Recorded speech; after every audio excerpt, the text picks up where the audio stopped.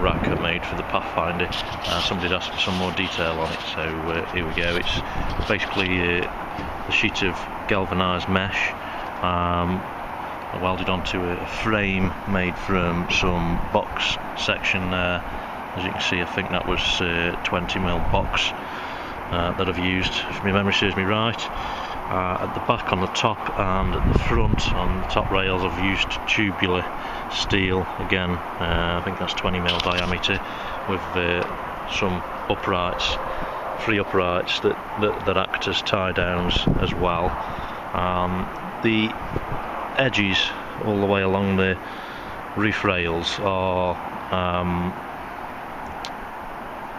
basically like angle iron that's used for, or angled steel that's used for shelving bracketry that you should be able to get in most well-equipped hardware stores. And the nuts and the bolts are bought also a standard fit, filling all of the holes as we go along, making sure I've got the ones that are zinc coated or galvanised if you can get them, to prevent any issues with rust as the rack stays out in all weathers. It's been brush painted in hammerite, which is like a metal paint treatment that we can get in the UK. I don't know if you can get that over in the US or wherever you may be watching this clip. It's due another coat. There's a few little bits of rust coming through. The hammerite is a primer and top coat all in one, and when I did it I was in a hurry to get it on, so because you can paint it over rust as well, effectively the rust coming through is not a bad thing. It's just going to show me where I need to concentrate my paint on the next top coat.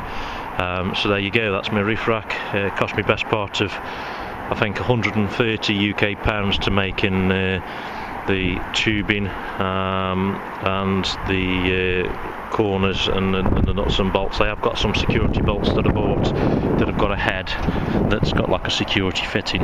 You can get those off eBay.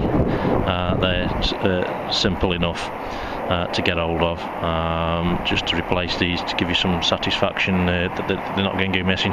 The only other thing I've not mentioned that I also did, between the angled steel here and the actual roof runner, is insert like a nylon washer, and that's just to help prevent any squeaking between the two and rubbing of the metals as the vehicle's in motion, or that kind of thing, just to try and reduce noise. Speaking of noise, there's no noise. He says as the wind picks up, there's no additional wind noise when the vehicle's in motion,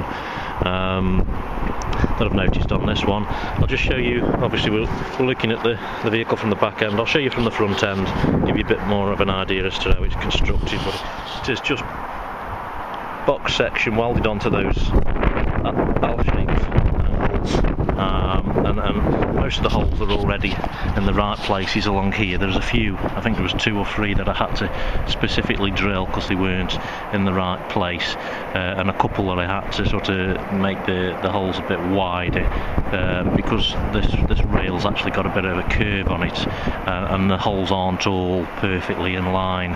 So there is a slight curve in the fitment of those, but when I fitted the rack on and I was making it, I just sat it on a cushion at the back, and then got the spacing right and measured it up, and marked up where I needed my extra holes. I'll show you from the front end.